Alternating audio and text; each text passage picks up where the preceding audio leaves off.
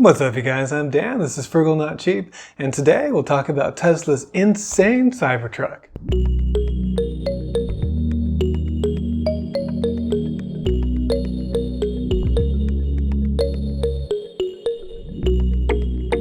The Tesla Cybertruck was first unveiled 4 years ago at an unforgettable event. At one point in the event, Franz von Holthausen, the chief designer at Tesla, threw a steel ball at the window of the vehicle. This was intended to showcase how the Tesla armored glass was incredibly tough and could resist a lot, but unforgettably the test failed and the glass shattered, and then Franz tried again using the back window, and that also cracked the window. We learned later on that they had been throwing the ball at the glass in testing behind backstage before they brought the vehicle out, which probably weakened it. On top of that, Franz also hit the door with a sledgehammer that could have caused some damage as well. But in any case, the botch showcase was very, very memorable, even though they had some other demos of the glass withstanding impacts quite well during the presentation earlier. Yeah.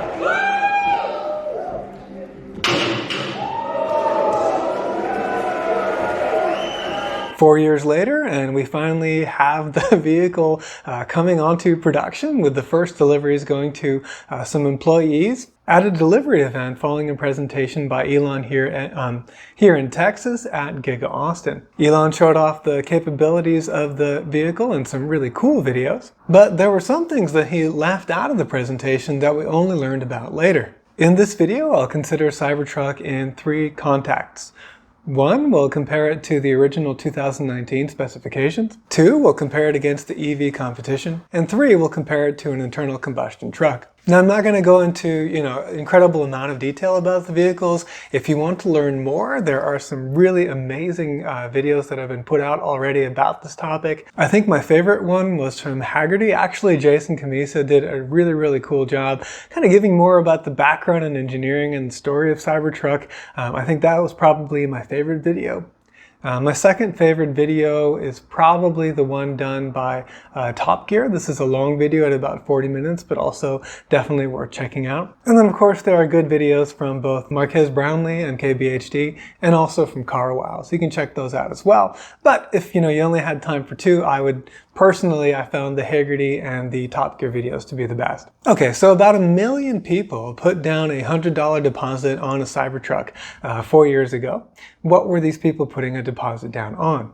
Well, it was a super futuristic, brutalistic, crazy-looking steel exoskeleton truck with a closing tonneau cover that would come in 3 different variants. We had the rear-wheel drive, the dual-motor all-wheel drive, and the tri-motor all-wheel drive, which would be kind of the performance model. We'd have ranges of 250, 300, and 500 plus miles respectively, with 0 to 60 performance of 6.5 seconds, 4.5 seconds, and 2.9 seconds. These were all to have a payload capacity, this is how much you can put in the bed of the truck, of 3,500 pounds. And as you went up the different trims, you'd have increased towing capacity from 7,500 pounds all the way up to 14,000. And this was the really mind-blowing part of the whole thing, were the prices. These were supposed to start at $40,000 for the rear-wheel drive, go up only to $50,000 for the all-wheel drive, and then for the performance model, we'd be at $70,000. Of course, there's been a lot of inflation since then, so you can mentally adjust these prices up by about 20% in order to come up to $2023. Still, these were insanely low prices for the kind of performance that was being promised, not only in terms of acceleration, but also in terms of range. Well, one of the really cool things, I think, is that while a lot of companies often show some crazy prototypes and what have you, the actual final car doesn't end up looking anything like it.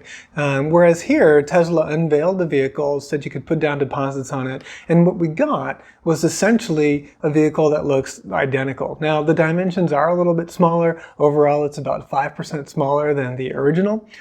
And of course, there are some changes in order to increase aerodynamics and, packaging and what have you. But essentially, this is the vehicle that we put a deposit down on. Still with all of its sort of Blade Runner, futuristic, brutalist kind of aesthetic and that insane steel exoskeleton. What that means is whereas most vehicles have kind of a frame structure, and then they have sort of these panels put on together, but they're not structurally significant.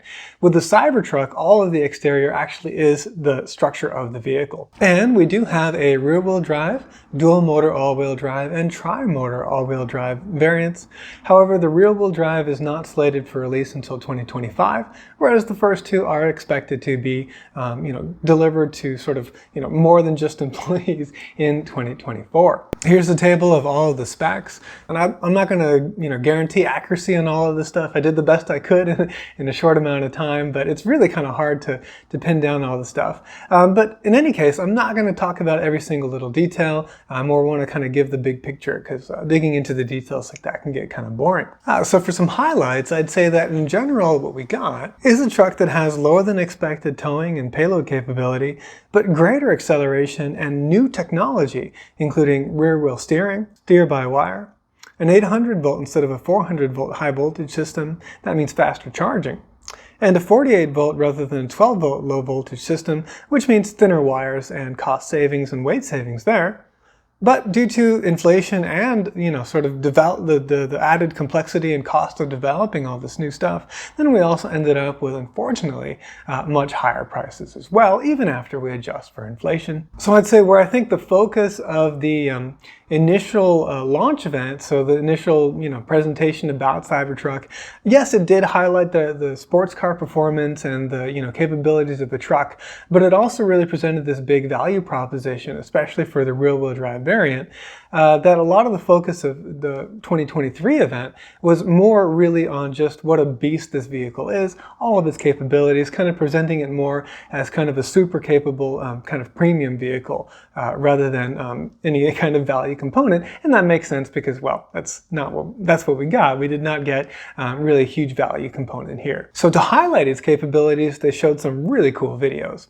They shot 9mm and 45 caliber bullets at the doors and showed that they're able to withstand them. Now, it will not withstand supersonic armor-piercing rounds or anything like that, but it will withstand these smaller caliber subsonic bullets. They also drag raced a Porsche 911 and beat it,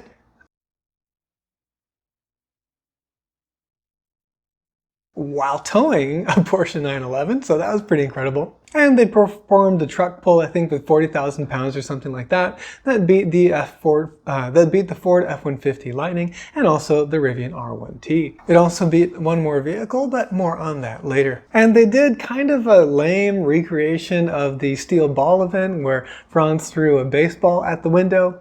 Now, I'm sure if I threw a baseball at my car window, it would shatter. And so the Cybertruck window, it is cool that it was able to stand up to that, but it doesn't really have any of the drama that a steel ball would have had if they'd recreated that original demonstration. So look, here's the thing. The dual motor all-wheel drive is 60% more expensive than they had intended. Even with the $7,500 tax credit that it is eligible for, because the price is under $80,000, it's still 45% more expensive than they planned.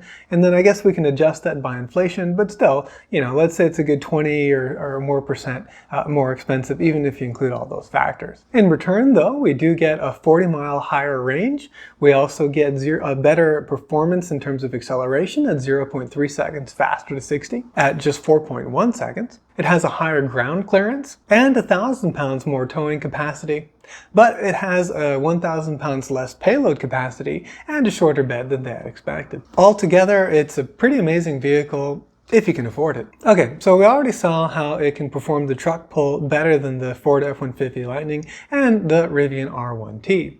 Let's see how it compares against the EV competition in other ways. So again, this gets very complicated and because there's so many different trim levels, and the stats also change over time depending on the model year. So, this isn't going to be exact. But I think it'll still give us a pretty good idea. So let's start with the rear-wheel drive version. I think it makes most sense based on the price point to compare this to the Ford F-150 Lightning Pro version, which is the cheaper trim of the F-150 Lightning. Here we can see that the Cybertruck is much more expensive at $61,000 versus about $50,000. It has a lower towing capacity, and this is quite unusual for Tesla. It also has much slower acceleration. But that's because, again, we're comparing rear-wheel drive drive model against a all-wheel drive model. The Ford F-150 Lightning Pro is a dual motor variant, which is pretty crazy that they can do that at that price. What are you paying for with the Tesla that the Ford doesn't have? Well, on the plus side, we have a slightly increased range. We have much higher ground clearance with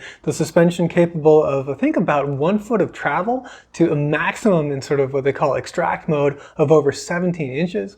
Whereas the F-150 Lightning kind of, you'll see different figures out there, but they're around like the high 8s to low to mid 9 inches in ground clearance. We also have a larger and more usable bed in the Cybertruck, also a higher payload capacity, plus all of the cool, bulletproof steer-by-wire, rear-wheel steering stuff that the Cybertruck has. And on top of that, much faster charging, which is a big deal if you're having to do rapid charging out there on the road, so save you a lot of time. I don't think I really dug into the whole steer-by-wire thing, but this is another technology that is new for Tesla to be introduced in the vehicle, and of course added more development costs. But essentially there is no mechanical linkage between the steering wheel and the steering rack. It's all done electronically, which means that you can have completely variable steering. So at slow speeds, a small movement is going to create a big movement in terms of the wheels, whereas at high speeds is going to create a much smaller movement. Not only that, but because we have rear wheel steer, then we also have different behavior for the rear wheels at low speeds and at high speeds. At low speeds, you're going to have the wheels move opposite from the rear wheels move opposite from the front wheels to as much as 10 degrees of rotation. And what this will allow you to do is create a much smaller turning radius, where the Cybertruck has a smaller turning radius than my Model S. Pretty wild. And then at higher speeds, the wheels will both turn in the same direction, which will then create greater stability than you would have with cars that have fixed rear wheels. So pretty cool there as well. So the Cybertruck's got that, the F-150 Lightning does not. And on top of that, you also get a better basic warranty and a better warranty on the battery and drivetrain. All right, now how about the dual motor variants? And those for now I think are going to be the really popular ones to be bought. Again, the Cybertruck is the most expensive, although in this case the difference against the Rivian isn't all that much, less than $1,000. But again, a bit unusual for a Tesla. Here the Rivian beats the Tesla in terms of top speed, range, horsepower, and the warranty. The Rivian's slower to 60, but the F-150 Flash extended range edition is faster than the Cybertruck. I should say quicker actually, we're talking about acceleration. But the Cybertruck wins in terms of the bed size, clearance, towing, and payload capacity, so sort of its truckiness, if you will. Oh, and also on charging. And if you compare the extended range versions, then the Cybertruck is both cheaper and has a larger range than the Rivian. How this works basically is that Tesla is selling about a 50 kilowatt hour battery pack that sits in the bed around where you might have a toolbox normally. It's supposed to take up about 1/3 of the length of the bed and will add about 130 miles of range to the vehicle for the cost of $16,000. I think it's a pretty good idea because the people that really want to tow stuff long distances are going to want this, but it's not going to be something that really everybody's going to necessarily want. All right, finally, how about if we compare sort of the top level trims? Again, the Tesla is still the most expensive vehicle, but here we finally start to see Tesla do what Tesla tends to do against the competition. The Cyberbeast does 0 to 60 acceleration in just 2.6 seconds, beating both the Rivian and the F-150 Platinum handily, and it has a higher top speed of 130 miles an hour. So while it is more expensive, it's also faster, has greater capabilities as a truck, and then has all of the other Cybertruckness to it that is really unique, I would say. So it is quite a beast. And were money no object, then probably an extended range Cyberbeast would be the way to go. If, of course, you're in the camp that loves rather than hates the looks. Okay, so how does this compare to a gas truck? Well, this video is getting pretty long and there's tons of different variants of gas trucks out there, but we've already been talking about the Ford series, and really the Ford F-Series is the highest selling vehicle series period. So why don't we look at that? And let's compare it to one variant that's kind of similarly priced. There's going to be cheaper variants as well, so feel free to do your research on that one, but let's just look at the Ford F-150 Lariat. At $67,000, this is definitely cheaper than the Cybertruck all-wheel drive version, which I think is the one to compare against. But if we factor in the $7,500 tax credit and 3-year running cost savings of about $3,600, then actually the Cybertruck is cheaper at $62,000. $61,400. Yes, though, you're still going to have the 340-mile range, which, you know, obviously on road trips when we're going out, then of course gas is still much, is more convenient and takes up less time. But then again, if you're mostly just going from home to the job site and you can charge to the job site, then having an electric vehicle is more convenient because you can just have it full every morning when you wake up. Looking at all of the other metrics, really the only metric where the gasoline truck beats the Cybertruck is in terms of towing capacity at 13,500 pounds versus 11,000. But in every other facet, top speed, 0 to 60 acceleration, ground clearance, bed size, payload capacity, basic warranty, the drivetrain warranty is really good as well. Horsepower, all of those things, the Cybertruck posts better numbers. So to sum up, the Cybertruck is a premium priced, crazy looking, super tough truck. While it's not the kind of home run we were expecting in terms of price to performance, I think it still compares very well to the existing competition and definitely offers something that they don't in terms of looks, functionality, and the Cyber Beast is really quite a beast. I also think that over time, Tesla is going to be able to bring these costs down so that it is more competitive, not only against the competition, but also against gas or diesel powered vehicles. I think the introduction of a lot of new technologies that they wanted to invest in now and be able to use for future vehicles added to the initial pricing. And also that the ramp of the 4680 sort of large battery cells that they're using for the Cybertruck has not gone as well as they thought. And so that's added some cost as well. And hopefully they'll be able to iron that out. And as they ramp those up and reduce the cost of the cells, then they'll also be able to reduce the cost of the vehicle. So am I going to get one? Well, I'm not a truck guy, so I'm not going to get one. And if you noticed also that I don't know much about truck stuff during this video, well, that's why I'm not a truck guy. I just did my best. But I think it's a pretty compelling product. It's a really, really cool vehicle. And I tell you, I cannot wait to see this crazy thing on the streets. Hope you enjoyed today's video. If you did, please hit the like button and consider subscribing. Thank you very much for watching, and I'll see you in the next video.